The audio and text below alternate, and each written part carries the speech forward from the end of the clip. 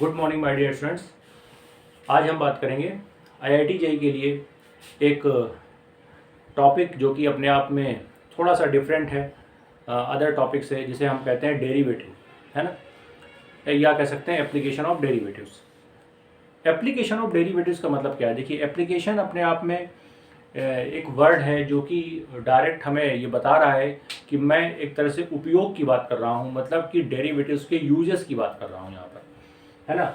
और वही मतलब है यहाँ पे एप्लीकेशन का। तो एप्लीकेशन का डायरेक्ट यहाँ पे मीनिंग आप समझ गए होंगे कि हम बात कर रहे हैं डेरिवेटिव्स कहाँ कहाँ पर इस्तेमाल हो सकते हैं। क्लियर? तो जिस तरह से यहाँ पे देखिए लिखा हुआ है, कुछ पॉइंट्स मैंने यहाँ पे लिखे हैं आपके थोड़ा सा सहूलियत के लिए, तो पहले मैं उसको डिस्क्राइब कर देता हूँ, उसके बाद फिर मैं आगे बढ़ता हूँ, है ना। तो अगर मान लीजिए आपने इससे पहले जो वीडियोज़ हैं उसको नहीं देखा है, तो पहले आप उसको चेक कर लीजिए, देख लीजिए, क्योंकि वहाँ पे आपको डिफरेंशिएशन और ये सब चीज़ें जो भी लिमिट वगैरह का आइडिया हो जाएगा। यहाँ पे बहुत ज़्यादा हाई फाई डिफरेंशिएशन अभी आज की क्लास में ज़रूरत नहीं पड़ेगी, लेकिन फिर भी आपको जो मॉडरेट लेवल का डिफरेंशिएशन है वो आना चाहिए, तभी आप इस टॉपिक को समझ पाएंगे। तो ये मैं मान के चल रहा हूँ कि आप इतना डिफरेंशिएशन और छोटी मोटी चीज़ें कैलकुलस की जानते होंगे, और उसी के तहत मैं इस पर बात करने वाला हूँ आज। खैर, सबसे पहले यहाँ पे जो वर्ड यूज किया गया है एप्लीकेशन, इसका सीधा मतलब है कि हम बात कर रहे हैं डेरिवेटिव। देखिए, डेरिवेटिव का मतलब सीधा होता है कि हम एक तरह से डिफरेंशिएशन निकाल रहे हैं, किसी फंक्शन का डिफरेंशिएशन, है ना।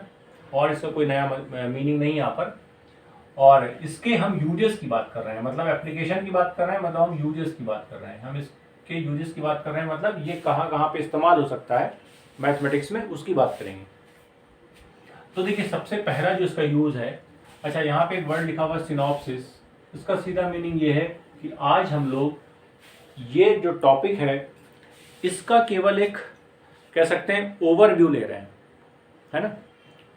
इसका हम लोग क्या ले रहे हैं? ओवरव्यू ले रहे हैं कि ये टॉपिक कहाँ कहाँ पर यूज होगा, या कह सकते हैं कि डेरिवेटिव कहाँ कहाँ पर यूज होगा, और उसका थोड़ा थोड़ा सा पोर्शन हम लोग कवर करेंगे कि आपको ये पहले इंट्रोड्यूस हो जाए, ये चीज़ें इंट्रोड्यूस हो जाए आपको कि आप किस तरीके से क्या पढ़ने वाले हैं आगे आने वाली क्लासेस में इसी टॉपिक की। क्लियर? तो मैं बात कर रहा हूँ एक तरह से ओवरव्यू की। आज मैं आपको केवल ओवरव्यू दूंगा इसका कि इस टॉपिक को हमें कैसे पढ़ना है, और जो भी पढ़ना है हमें इसमें वो चीज़ें किस तरह से हमें हेल्प करेंगी यहाँ पर। तो जरा देखिए, सबसे पहले पॉइंट लिखा हुआ है application in derivative in geometry, मतलब कि डेरिवेटिव का यूज ज्योमेट्री में कैसे होगा। ठीक है, सबसे पहला यूज है ज्योमेट्री के अंदर। ठीक है, ज्योमेट्री के अंदर डेरिवेटिव का यूज कैसे किया जाए, मतलब कि कहाँ पे ऐसे कितने पॉइंट्स हैं जहाँ पर हम डेरिवेटिव का यूज कर सकते हैं। क्लियर बात समझ में आ गई? उसके बाद दूसरा पॉइंट यहाँ पर क्या लिखा है? दूसरा पॉइंट लिखा है derivatives as a rate measure. तो देखिए, इस पॉइंट को भी हम लोग समझेंगे। रेट का मतलब यहाँ पर दर से है ना, दर, किसी चीज के चेंज होने की दर, वो भी हम डेरिवेटिव से निकाल सकते हैं। उसके बाद तीसरा जो एप्लीकेशन है वो है यहाँ पे अप्रोक्सीमेशन का। तीसरा जो एप्लीकेशन है यहाँ पे जो मेन वर्ड है वो रेट मेजरमेंट का है। ठीक है, ठीक है, अप्रोक्सीमेशन। तीसरा जो इसका पॉइंट है जहाँ पर ये यूज हो सकता है वो है अप्रोक्सीमेशन। अप्रोक्सीमेशन के क्वेश्चंस में डेरिवेटिव का इस्तेमाल करके सॉल्यूशन किया जा सकता है, और वहाँ पे एग्जैक्ट या नियर अबाउट वैल्यू फाइंड की जा सकती है। अप्रोक्सीमेशन में इसका इस्तेमाल होता है, बस आप अभी के लिए इतना समझिए। उसके बाद दो थ्योरम्स हैं, वहाँ पर भी इसका यूज करेंगे हम लोग, Rolle's theorem and Lagrange's mean value theorem. ठीक है, इसी को बोला जाता है LMVT। क्या बोलते हैं? LMVT। इसको शॉर्ट में बोला जाता है LMVT, Lagrange's mean value theorem, और दूसरी रोल्स थ्योरम।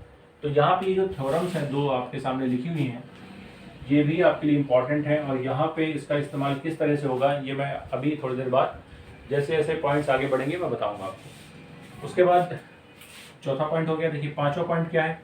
पॉइंट का मतलब कि पांचवी ऐसी कोई एप्लीकेशन की बात हम कर रहे हैं, और ये देखिए साफ साफ लिखा हुआ है इंक्रीजिंग एंड डिक्रीजिंग फंक्शन। हम फंक्शन को देखकर डेरिवेटिव का यूज करके उसमें ये बता सकते हैं कि वो इंक्रीजिंग है या डिक्रीजिंग है, ठीक है, after applying derivatives as a concept. उसके बाद मैक्सिमम मिनिमा, काफ़ी इंपॉर्टेंट पॉइंट है और काफ़ी स्ट्रॉन्ग पॉइंट है। तो मैक्सिमम मिनिमा में भी डेरिवेटिव का यूज होता है, तो अपने आप में ये भी एक अच्छा पॉइंट है, समझने वाली बातें हैं इसमें, ठीक।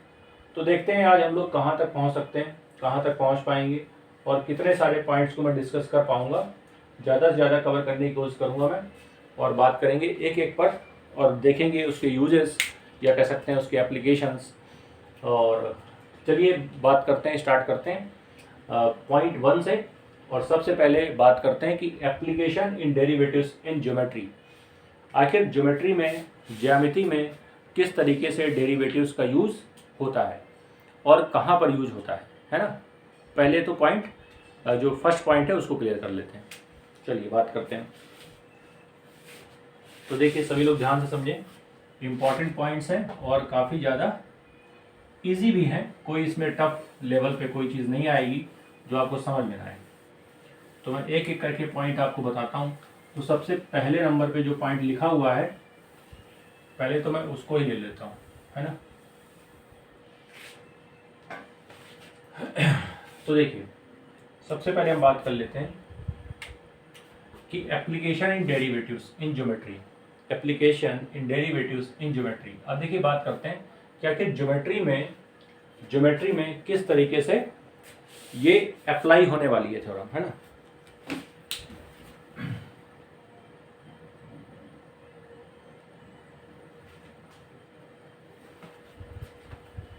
यहाँ पे एक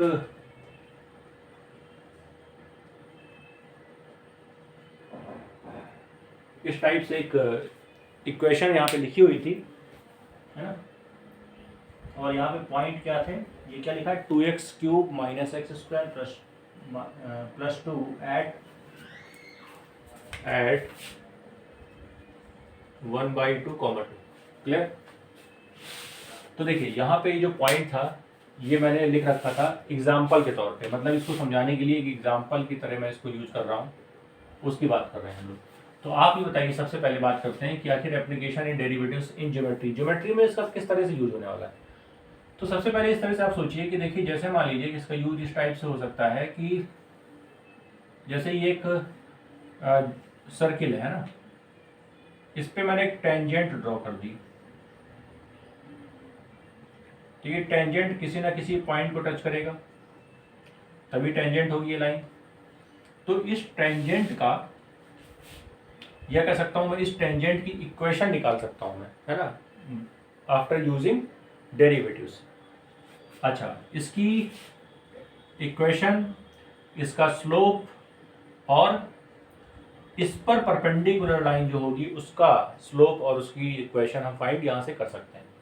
अच्छा, तो मैं बात कर लेता हूँ चलिए एक पॉइंट पर और देखते हैं कि आखिर हम किस तरह से इसको सॉल्व कर सकते हैं। तो सबसे पहली बात तो ये समझिए आप, जैसे कि मान लीजिए एक कोई कर्व है, मैं इस सर्किल को हटा देता हूँ थोड़ी देर के लिए, इसको कर्व की तरह मैं लेता हूँ कि मान लीजिए एक कर्व है, ठीक है। इस पर एक टेंजेंट है, इस पर क्या है, ये टेंजेंट है।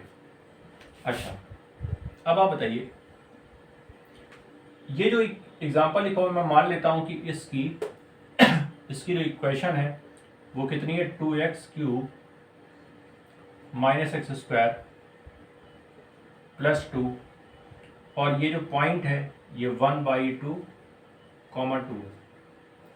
ऐसे कुछ हम ले लेते हैं इसको। क्लियर। इस तरीके से हम इसको ले लेते हैं। क्लियर।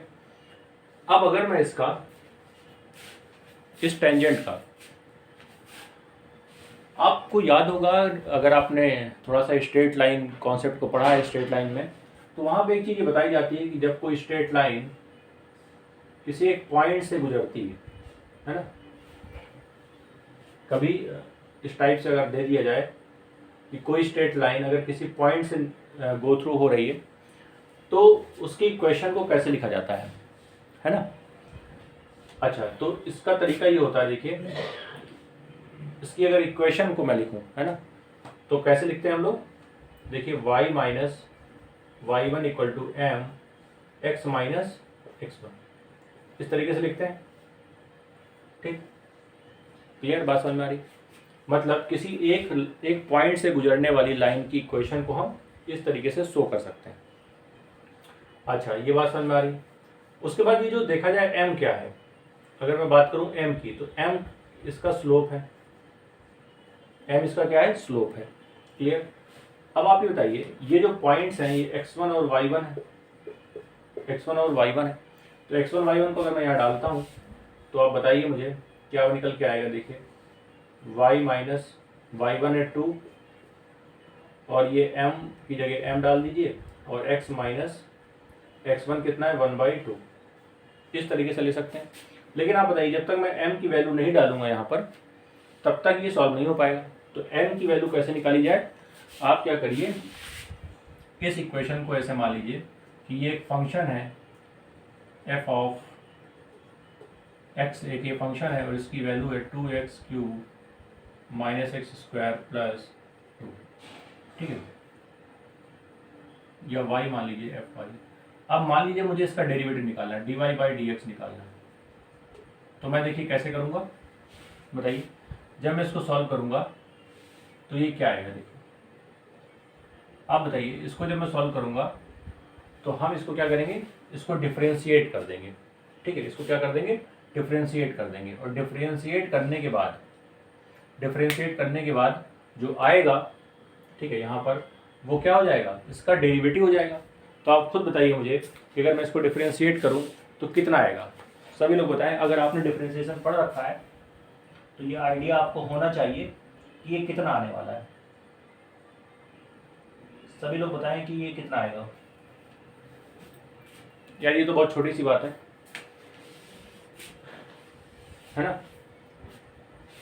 कैसे करें, dy/dx निकालना है, तो बताइए क्या हो जाएगा। देखिए 6x² है ना, ये कितना हो जाएगा, 6x² और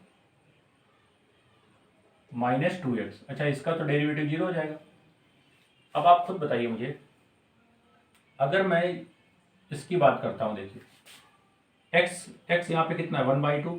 आप यहाँ पे 1/2 डालिए, 1/2 डालेंगे तो देखिए 6 इंटू 1/2 का मतलब 1/4 हो जाएगा, और -2 इंटू 1/2 कट जाएगा। तो ये जाएगा, देखिए 6/4 माइनस 1 मतलब 3/2, मतलब 1/2 आ गया।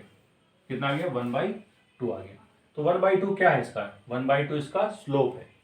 1/2 क्या है, इसका स्लोप है। तो आप बताइए, आप यहाँ पे 1/2 डाल दीजिए, तो y माइनस 2 इक्वल टू 1/2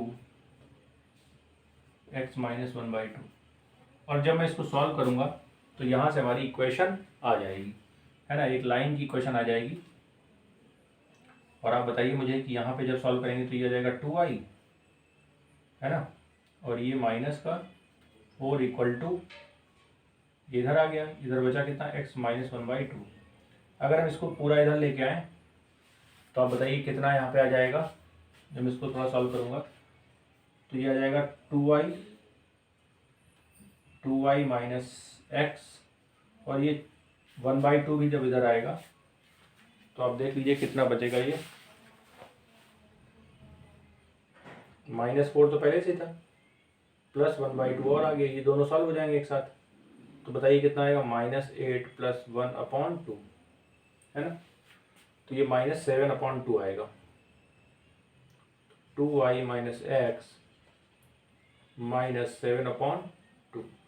जब थोड़ा सा और सॉल्व करेंगे तो आप बताइए 4y माइनस 2x माइनस 7 ये 0 हो जाएगा डायरेक्ट। इस तरीके से निकाल सकते हैं। तो आप बताइए, क्या इसकी इक्वेशन आपने फाइंड कर ली है। इसकी इक्वेशन क्या हो जाएगी, इस तरह से फाइंड हो जाएगी। ठीक है, तो आई थिंक ये बातें आपको समझ में आ रही होंगी।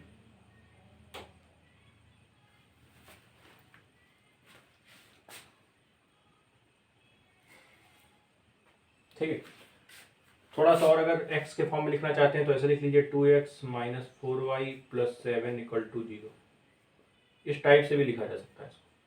तो देखिए ये हमारी इक्वेशन आ गई है टेंजेंट की। अब अगर मैं इसी में कह दूं आपसे, इसी में मैं कह दूं कि इस पर परपेंडिकुलर जो लाइन है जिसको नॉर्मल कहते हैं, है ना, परपेंडिकुलर लाइन जो नॉर्मल होती है, इसकी अगर इक्वेशन निकाली जाए तो कैसे निकाला जाएगा?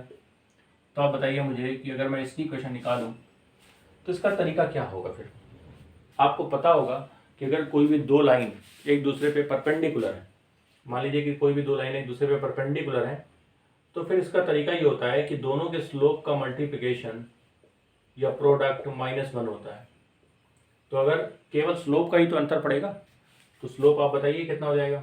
अगर इसका स्लोप 1/2 है और m2 का निकालना है, तो m2 का बताइए कितना हो जाएगा?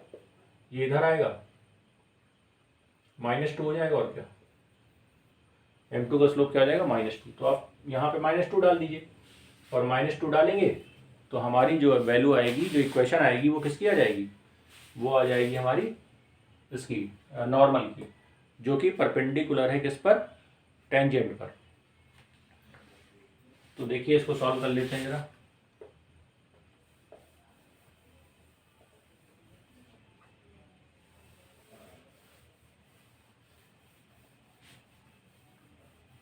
देखिए अगर मैं यहाँ डालता हूँ y - 2 इक्वल टू -2 डाल दीजिए यहाँ, x - 1/2, ये सब चीज़ें वैसे ही चलेंगी।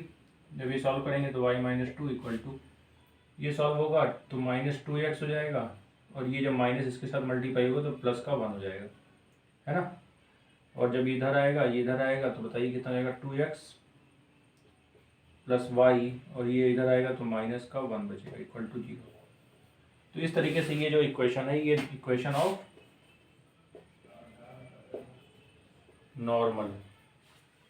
तो आप बताइए क्या यहाँ पे डेरिवेटिव का इस्तेमाल करके हमने स्लोप निकाला?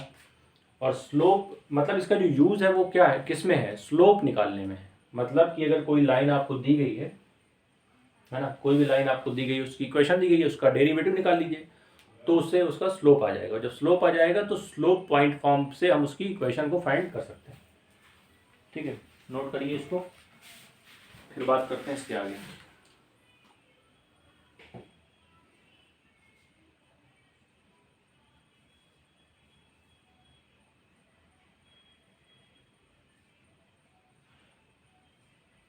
यहाँ पे थोड़ा सा मिस्टेक हो गई लग रहा है। यहाँ पे जब ये 1 इधर आएगा तो ये माइनस हो जाएगा, है ना, तो ये -3 आएगा यहाँ पे। ठीक है, आप सही है, थोड़ा करेक्शन कर लीजिएगा।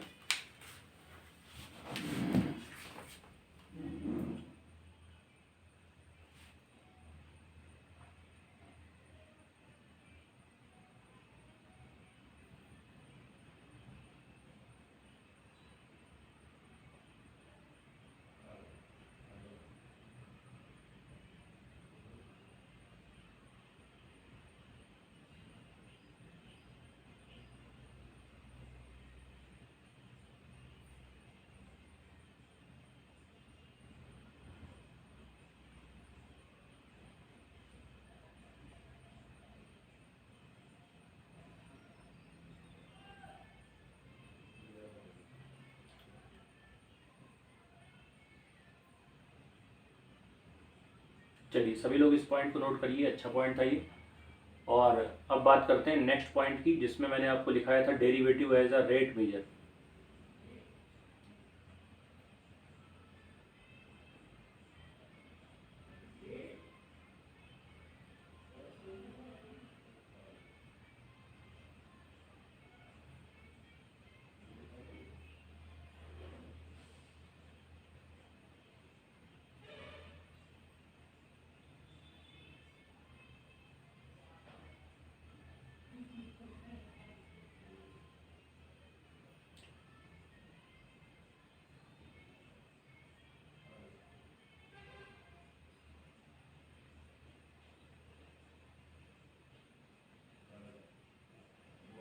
चलिए देखते हैं, नोट कर लिया होगा, समझ भी गए होंगे।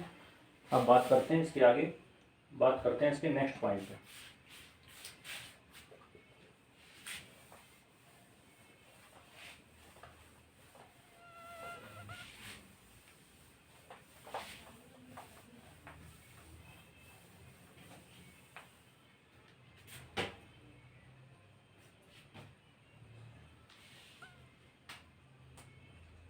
तो देखिए दूसरा पॉइंट क्या था, derivative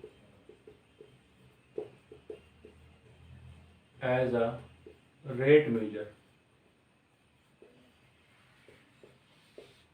derivative as a rate measure मतलब कि डेरिवेटिव को हम, रेट का मतलब दर है ना, किसी के रेफरेंस में कोई चीज चेंज हो रही है। मान लीजिए कि हम वॉल्यूम की बात करें किसी स्फीयर की, मान लीजिए मैं किसी स्फीयर के वॉल्यूम की बात करता हूं, तो आप मुझे बताइए स्फीयर का वॉल्यूम क्या होता है, 4/3 पाई आर क्यूब। ठीक है, 4/3 पाई आर क्यूब। और जब मैं इसका डेरिवेटिव निकालूंगा तो आप बताइए मुझे क्या हो जाएगा। वॉल्यूम होता है इसका 4/3 पाई आर क्यूब, और जब मैं इसका dy बाई डी एक्स निकालूंगा तो आप बताइए इसका रेडियस r के रिस्पेक्ट में निकालेंगे तो कितना रहेगा,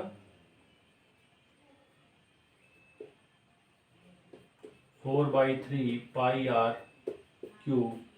जब ये सॉल्व होगा तो देखिए 4/3 पाई ये तो वैसे ही रहेगा,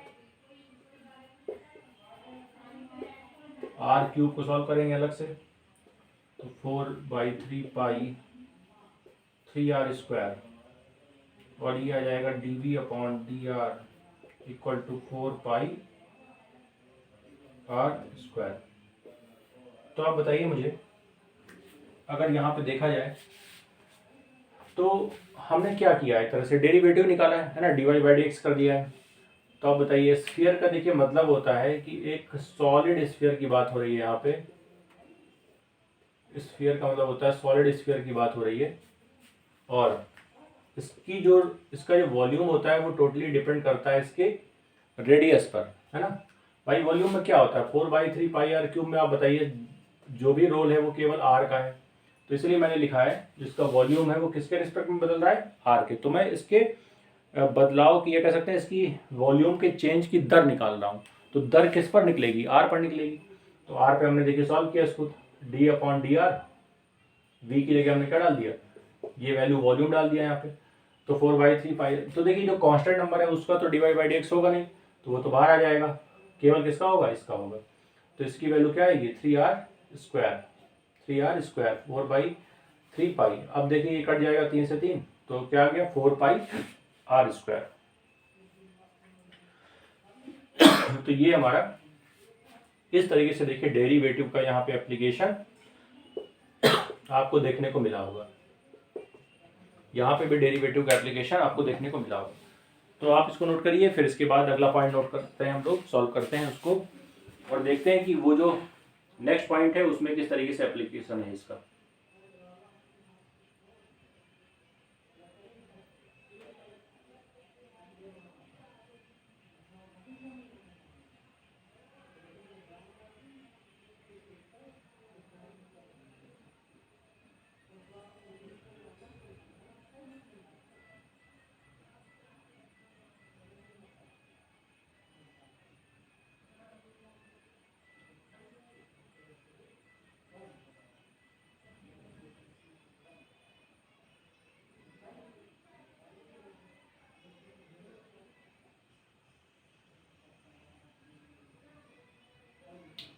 ठीक है,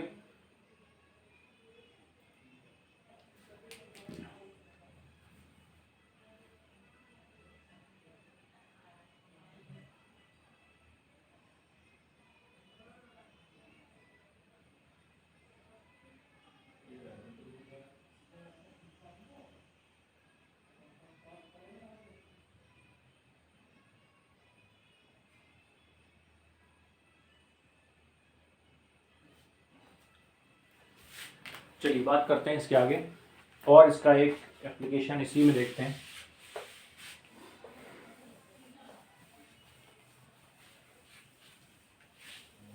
ठीक है, बात करते हैं और इसका एक और एग्जांपल मैं आपको करवा देता हूं ताकि आपको ये चीज़ थोड़ा सा क्लियर हो जाए। जैसे मान लीजिए कि मैं स्पीड की बात कर रहा हूं, स्पीड को किसके रिस्पेक्ट में बदलते हैं हम लोग, टाइम। स्पीड को टाइम के रिस्पेक्ट में चेंज करेंगे। तो अब बताइए जब मैं इसका डेरिवेटिव निकालूंगा ds/dt = d 2t² + 3t + 5/dt। जब मैं इसका ये डेरिवेटिव निकालूंगा, सॉल्व करूंगा, तो बताइए इसका dy/dx निकालेंगे तो क्या आएगा? 2 × 2t ये हो जाएगा, प्लस ये केवल 3 बचेगा यहाँ पे, ये 0, आगे इसका डेरिवेटिव नहीं निकलेगा, कांस्टेंट का कोई डेरिवेटिव नहीं आता है ना। तो आप बताइए ये प्रॉपर कितना हो जाएगा? 4t + 3। क्लियर? अब ये देखिए इसका डेरिवेटिव आ गया है। अब अगर मैं यहीं पे t = 2 सेकेंड रख लूँ और यहाँ पे डाल दूँ, तो बताइए ये आ जाएगा 4 × 2 + 3 और ये आ जाएगा 11। तो देखिए ये जो 11 आई, ये मीटर/सेकेंड, सेकेंड में है मतलब मीटर/सेकेंड। तो देखिए ये एक तरह से स्पीड आ गई है ना। तो स्पीड किसके हिसाब से चेंज होता है? टाइम के हिसाब से। बताइए, अगर टाइम घटेगा तो स्पीड आपको बढ़ानी पड़ेगी, और अगर टाइम बढ़ेगा तो स्पीड आपकी ऑटोमेटिक कम हो जाएगी।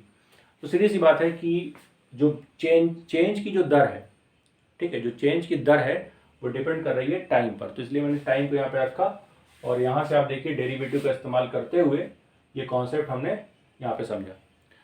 तो आई थिंक चीज़ें आपको क्लियर हो रही होंगी। मैंने 2 एग्जाम्पल यहाँ पे कराया आपको, ताकि आपको क्लियर कट ये समझ में आ जाए। ठीक है, अब मैं बात करूँगा इसके बाद अप्रॉक्सीमेशन की। तो पहले आप इसको नोट करिए, और मैं अब बताता हूँ कि अप्रॉक्सीमेशन में इसका यूज किस तरीके से करेंगे हम।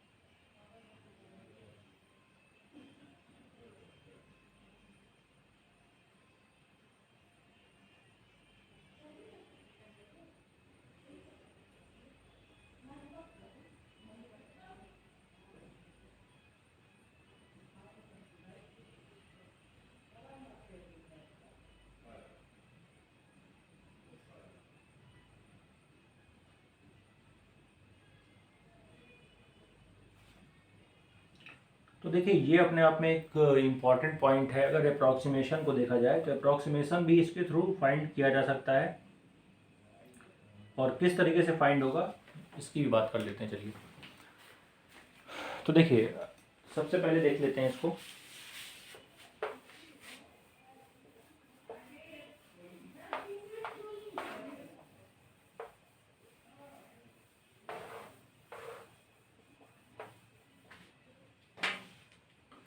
चलिए बात करते हैं इसकी। आपने पढ़ा होगा, पहले इसको देख लेते हैं कि हम लोग, देखिए ये वाला तो पॉइंट खत्म हो गया। अब बात करते हैं नेक्स्ट पॉइंट की, मतलब थर्ड की। तो अब हम लोग इसका एप्लीकेशन देख रहे हैं अप्रॉक्सीमेशन में।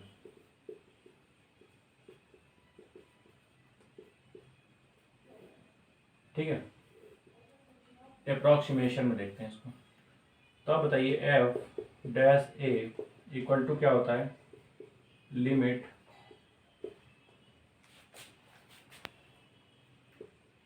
f(a + h) अपॉन h, और यहीं से ये फॉर्मूला निकल के आएगा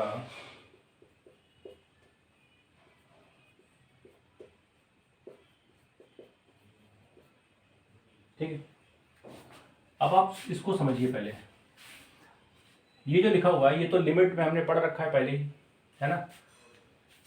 F dash A equal to limit H tend to 0, और ये होता है F A plus H minus F A upon H. अब देखिए इसी को जब मैं सॉल्व करूंगा यहाँ पे, तो जब ये ऐसे मल्टीप्लाई हो जाएगा, है ना, एच यहाँ पे ऐसे क्रॉस मल्टीप्लाई हो जाएगा इक्वल टू एफ, और ये चीज इधर आएगी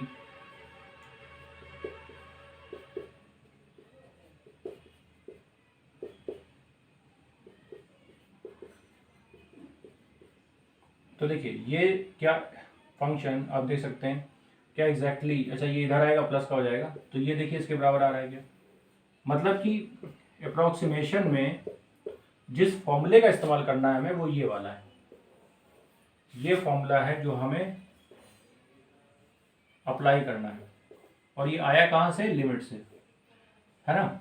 यहाँ पे h टेंडिंग टू 0 है जो कि 0 की तरफ टेंड कर रहा है ना।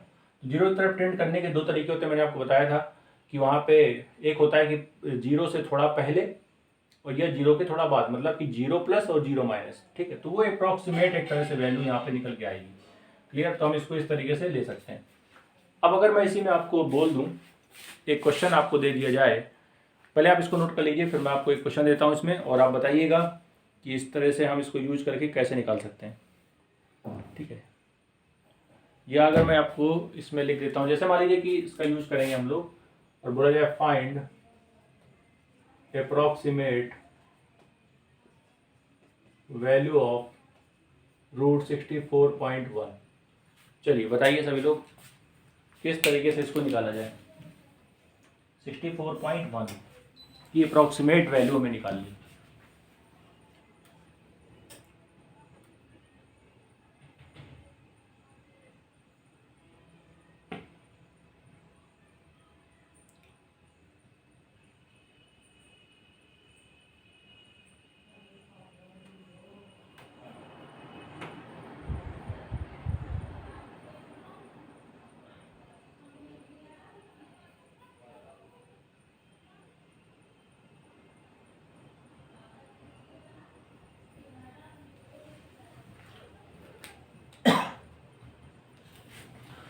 बताइए सभी लोग कैसे किया जाए इसको।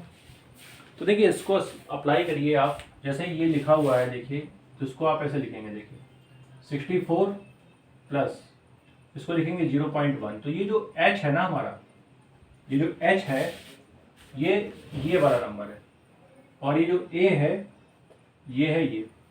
तो जो फंक्शन है हमारा वो कैसा फंक्शन है, रूट में है। देखिए तो मैं फंक्शन अगर मैं बात करूं एफ ऑफ एक्स की, तो वो आएगा रूट एक्स, है ना। जो फंक्शन है हमारा वो किस में है, रूट में।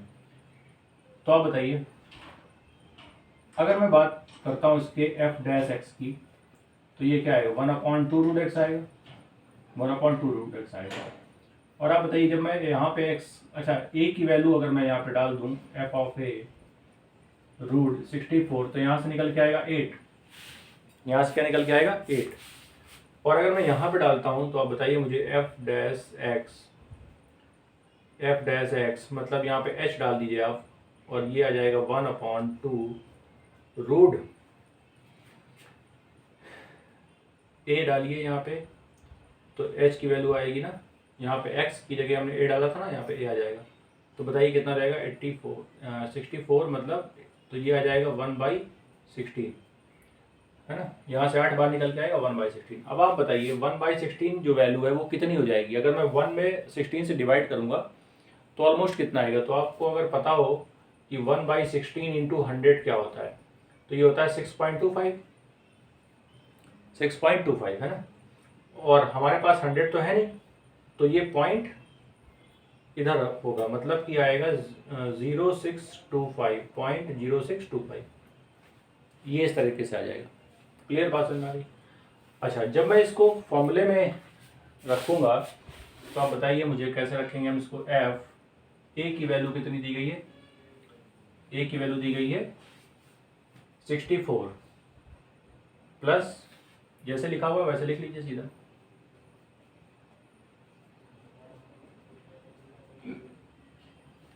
इसको हमने सॉल्व किया, यहाँ पे 8 आया था, यहाँ पे 8 आ चुका है, प्लस h कितना है 0.1, और ये वैल्यू हम निकाल चुके हैं यहाँ से 0.0625। जब मल्टीप्लाई होगा तो बताइए क्या आएगा, 8 प्लस पॉइंट का मल्टीप्लाई करिए 0 0, 1 2 3 4 5 नंबर के बाद पॉइंट लगेगा 625। जब ऐड करेंगे तो बताइए 8.00625। तो आप बताइए क्या ये इसका आंसर आ गया? तो यहाँ से हमने इस तरीके से अप्रॉक्सीमेट वैल्यू यहाँ से फाइंड कर ली, ठीक है, बाई अप्लाइंग डेरिवेटिव्स है, डेरिवेटिव का यूज करके हमने इस तरह से इसको फाइंड कर लिया। तो आप तरीका समझिए कि किस तरीके से यूज़ हमें करना है ये सब चीज़ों का। मैं आपको केवल जैसे कि पहले बता चुका हूँ कि आज की क्लास केवल इंट्रोडक्शन क्लास है, कि आपको किस तरीके से आगे आने वाली जो क्लासेज हैं वो आपको मिलेंगी और हम किन किन पॉइंट्स पे वहाँ पे डिस्कस करने वाले हैं। तो वो मैंने केवल आपको पॉइंट वाइज यहाँ पे बताने की कोशिश की है। इसको नोट करिए, फिर आगे बढ़ते हैं।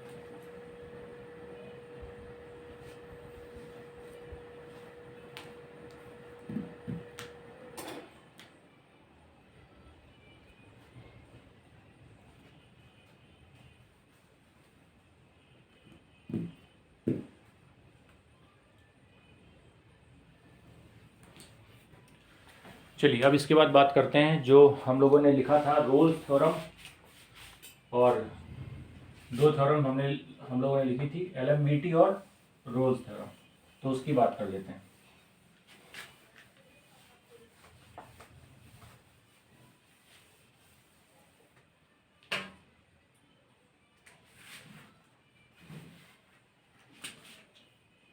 रोल्स थ्योरम के पॉइंट्स मैं लिख रहा हूं उसको समझिए।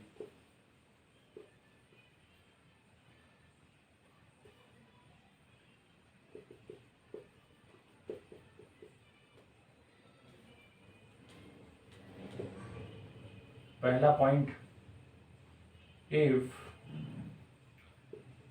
f of x is real valued function defined on a real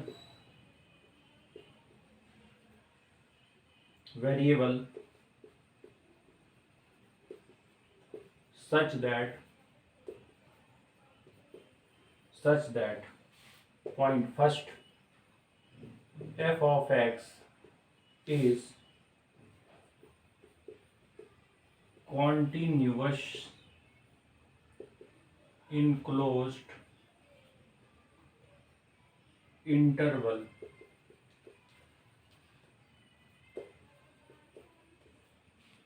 a comma b। दूसरा point fx is continuous, fx is differentiable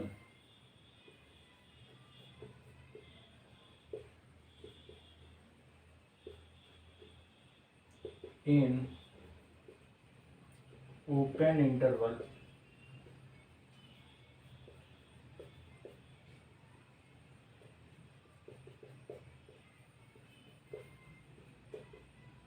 f of a equal to होना चाहिए f of b के, और then there exists a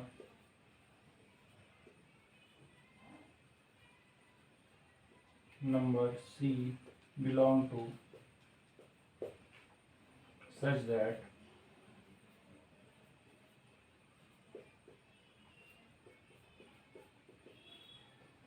तो सबसे पहले आप इसके पॉइंट्स को देख लीजिए कि क्या क्या इसमें लिखा हुआ है, तभी आगे बात करना सही रहेगा इसमें।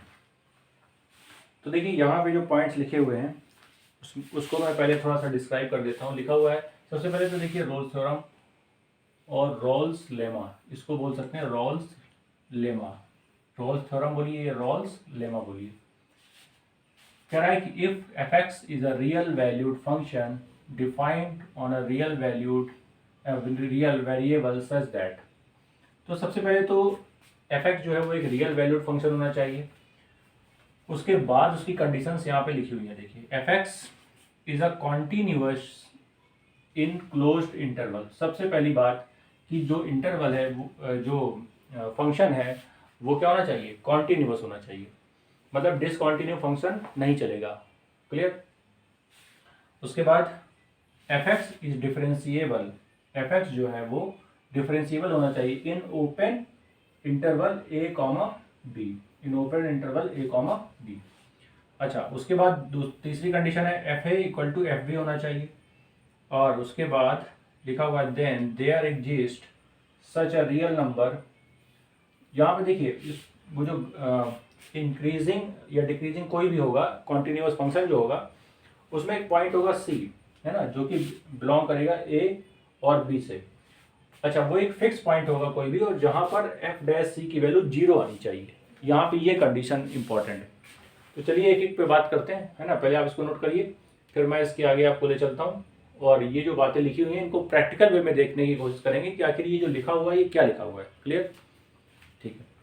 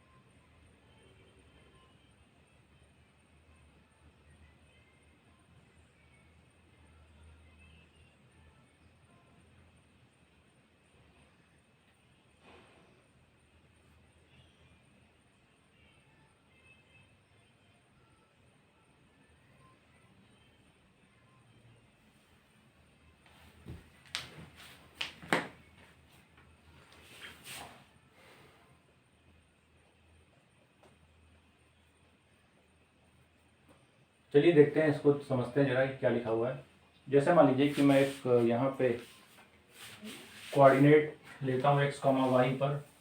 इन सब बातों को देखते हैं जरा। सबसे पहले देखिए कि अगर ये एक्स और वाई मैं लेता हूँ ऐसे, यहाँ पे एक कर्व ले लेता हूँ या कह सकता हूँ एक ग्राफ ले लेता हूँ। यहाँ पर ए है और इधर बी है।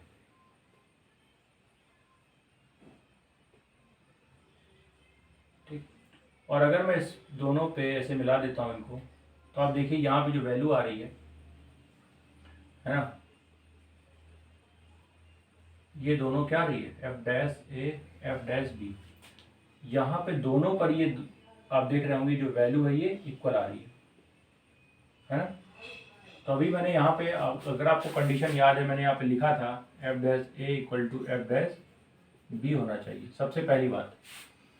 उसके बाद देखिए क्या है, अगर मैं मान लेता हूँ कि इस ग्राफ की या कह सकते हैं इस कर्व की इक्वेशन ये है -2x+3 किस पॉइंट पे ऐट 1,4।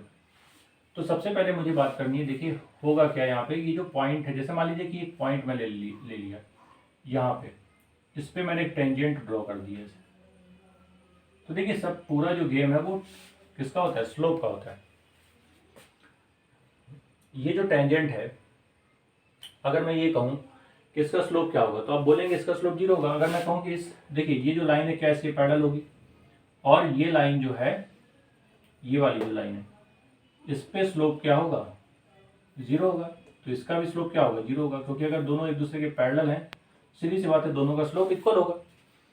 अच्छा, अब मैं बात कर रहा हूँ कि पॉइंट ये जो 1,4 लिए गए हैं इस पर, तो पहले देख लेते हैं कि यहाँ पे देखिए, पहले एफ को एक बार चेक कर लीजिए, है ना, ऐसे डायरेक्ट नहीं कह सकते हैं। एफ डैश ए पे जरा बात करते हैं। तो पहले आप 1 डालिए, यहाँ 1 डालिए, 1 का स्क्वायर -2 × 1+3, सॉल्व करिए तो कितना आएगा, 1 -2+3। तो सॉल्व करने पे क्या आ जाएगा, -1+2 आ रहा है। और जब हम यहाँ पे 4 पे चेक करेंगे तो आप बताइए 4 पे क्या होगा। अच्छा, एक चीज़ और देख लीजिए, ये कॉन्टिन्यूअस है और एक किसी पॉइंट पे डिफरेंशिएबल भी है ना, इस पॉइंट पे डिफरेंशिएबल भी है, ये ध्यान दें। अच्छा, एक चीज़ और ध्यान दें, ये जो आपको कर्व की इक्वेशन दिखाई दे रही है, ये एक पॉलिनोमियल है।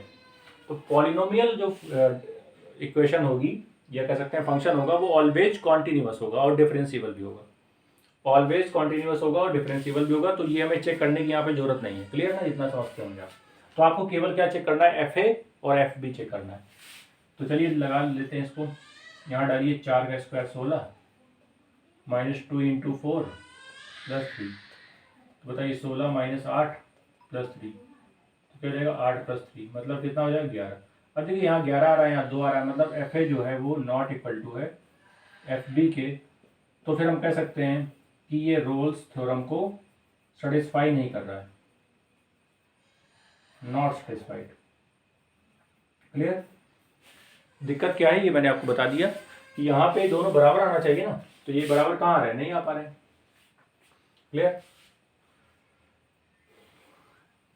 ठीक है। तो ये ध्यान देना है बस, तीनों जो भी कंडीशन उसमें दी गई हैं वो सारी इसमें सेटिस्फाई हो रही हैं, बट एक कंडीशन नहीं हो रही। तो हम ये कह सकते हैं कि एक तरह से ये इसका वॉयलेशन है, ये वॉयलेट कर रहा है ये एक रूल, इसकी वजह से ये रोल्स थ्योरम को सेटिस्फाई नहीं कर पा रहा है। क्लियर। चलिए,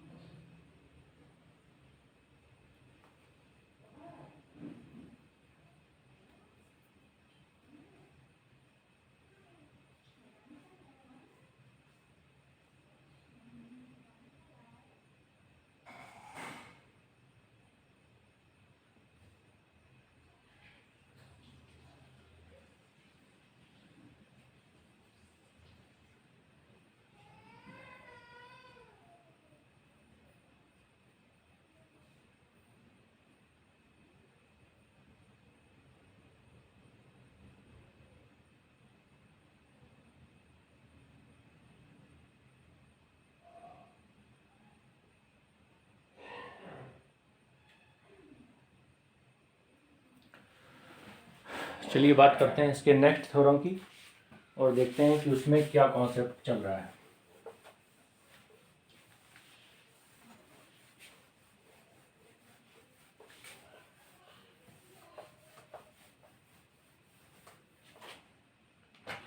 उसके आगे जो थ्योरम है उसको बोलते हैं लैग्रेंजियस मीन वैल्यू थ्योरम।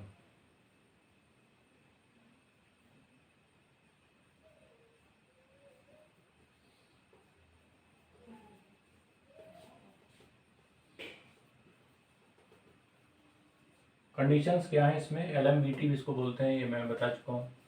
कंडीशन देखिए इसकी क्या है, if fx is real valued function defined on a real variable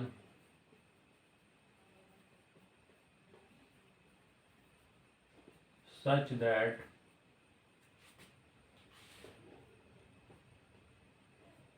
fx is continuous in closed interval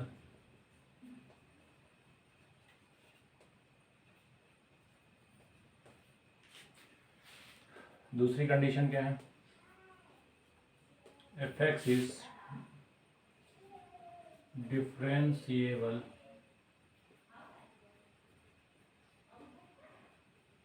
in open interval। उसके बाद देखिए कंडीशन इसमें ये है, then there exists a real number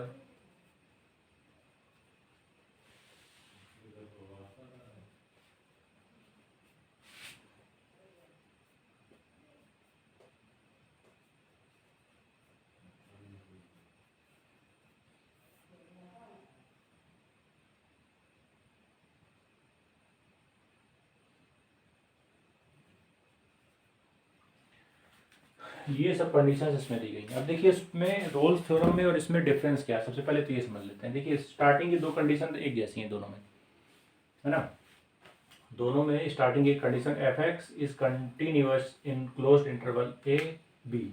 closed interval का सीधा मतलब ये है कि जो x है वो a से बड़ा होगा या इक्वल होगा और b से छोटा होगा या इक्वल होगा। क्लियर। उसके बाद बोला गया देखिए fx is differentiable in open interval. तो देखिए दो कंडीशन तो ये सेटिस्फाई कर रही हैं, मतलब कि जैसे ही पहली वाली में थी रोल्स थ्योरम में जो कंडीशन थी वही इसमें भी चल रही है। ठीक है, इसको क्या बोलते हैं, लैग्रेंजियस मीन वैल्यू थ्योरम या फिर LMVT।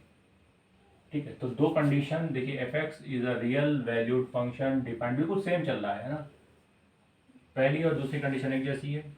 यहाँ पे केवल चेंज हो रहा है कि वहाँ पे देखिए क्या था f' अगर देखा होगा आपने 0 आया था, बट यहाँ पे 0 नहीं आएगा, यहाँ पे क्या आएगा, है ना, FB minus FA upon B minus A, ये आएगा।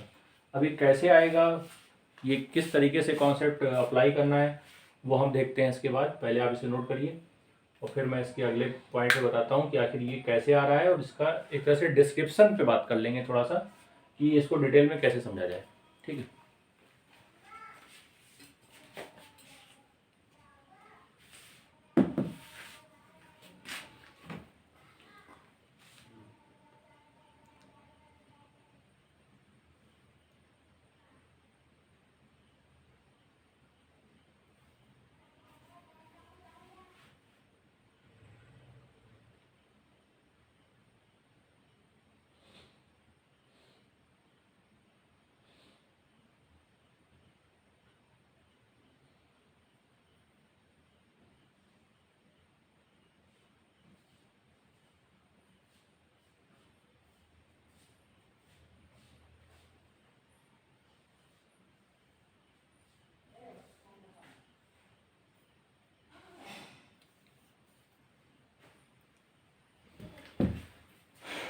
ठीक है, तो चलिए समझते हैं इसको।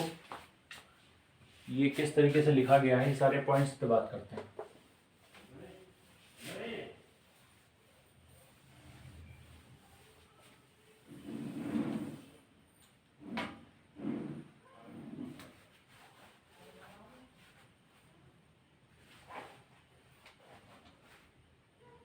इसको भी हम लोग एक ग्राफ के माध्यम से समझते हैं, जैसे ये एक्स और वाई है और ये एक तरह से हमने ग्राफ ले लिया। अब देखिए यहाँ पे पॉइंट मैंने ए ले लिया है और यहाँ पे एक पॉइंट मैंने बी ले लिया है।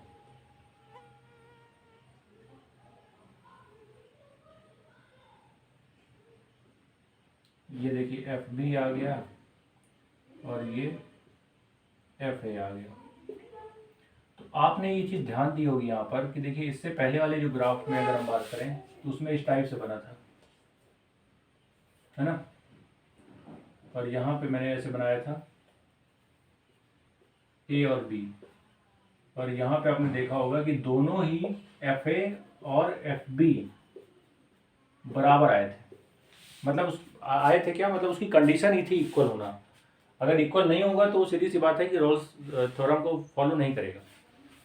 यहाँ पे डिफरेंट हो रहा है, नॉट इक्वल टू, वो तो साफ साफ दिखाई दे रहा है। मतलब यहाँ पे इक्वल होना जरूरी नहीं है। अच्छा, बात करते हैं थोड़ा सा कॉन्सेप्ट पर। तो सबसे पहले मुझे ये बताइए आप कि अगर मैं बात करूँ इसके इस पॉइंट, दोनों पॉइंट को मैं इसको ए और इसको बी मान लूँ और दोनों को मिला दूँ ऐसे, तो इसके कोऑर्डिनेट क्या होंगे। देखिए ये लिखा हुआ ए, ये एफ है, मतलब ये हो जाएगा ए कॉमा एफ ए और ये हो जाएगा बी कॉमा एफ बी, क्योंकि वाई में हम कितना चल रहे हैं, वाई में हम चल रहे हैं एफ बी और यहाँ पे वाई में चल रहे हैं एफ ए। ठीक है, एफ ए देखिए यहाँ पे ऐसे आ रहा है, ये ऐसे आ रहा है। क्लियर। अब आप खुद सोचिए कि अगर कोई भी लाइन है दो पॉइंट पे, ऐसे दो पॉइंट से जा रही है, तो इसका स्लोप कैसे लिखते हैं। दो बिंदुओं से गुजरने वाली लाइन का स्लोप कैसे लिखा जाता है, तरीका बताइए। क्या y2 minus Y one upon x2 minus x1 होता है, ये आपने पढ़ा होगा, लगा दीजिए। चलिए इसमें, अच्छा इसमें आप देखिए कि स्लोप का मतलब यहाँ पर ये है कि यहाँ पे कोई पॉइंट होगा और यहाँ पे टेंजेंट अगर ड्रॉ की जाए तो मैं एक तरह से इस टेंजेंट का स्लोप फाइंड कर रहा हूँ, है ना, इस तरह से आप मान सकते हैं, है ना। तो आप जरा बताइए मुझे कि जब मैं इसको सॉल्व करूँगा तो देखिए यहाँ पे क्या है, x1 y1 और x2 y2, इस तरीके से ले सकते हैं। तो y2 पहले है तो fb पहले आएगा, फिर माइनस f1 है, f1 कितना दिया गया देखिए, सॉरी y1 कितना दिया गया है fa upon x2 minus x1, x2 कितना है, x2 है b और x1 है a। तो आप बताइए f डैश c पर ये निकल के आया। तो देखिए ये एक तरह से प्रूफ हो गया है क्या, ठीक है, प्रूफ हो गया है क्या। जो रिजल्ट हमने यहाँ पे निकाला वो यहाँ पे बाई ग्राफ हमने इसको आराम से प्रूफ कर दिया है। तो आई थिंक आप पॉइंट समझ पाए होंगे कि मैंने क्या बताया है। दो थ्योरम्स यहाँ पे इंपॉर्टेंट है और दोनों में क्या डिफरेंस है ये भी हम क्लियर कर चुके हैं। तो मुझे बताइए कि आपको सभी को समझ में आ गया, ठीक है। तो चलिए फिर आज की क्लास में हमने केवल इंट्रोडक्शन देखा इस टॉपिक का। अगली क्लास में हम लोग इसके कॉन्सेप्ट पर बात करेंगे और एक एक पॉइंट पे डिटेल में बात करेंगे। आज हमने डिटेल पे बात नहीं की, आज तो हमने केवल एक तरह से इंट्रोडक्शन दिया है कि आखिर इसमें कौन कौन से पॉइंट्स हैं। अब हम अगली क्लास से इसको पढ़ना स्टार्ट करेंगे और एक एक पॉइंट पे डिटेल से बात करेंगे, जो भी पॉइंट्स यहाँ पे लिखाए गए हैं। तो फिर ठीक है, आज के लिए इतना ही रखते हैं। थैंक यू सो मच, मिलते हैं अगली क्लास में।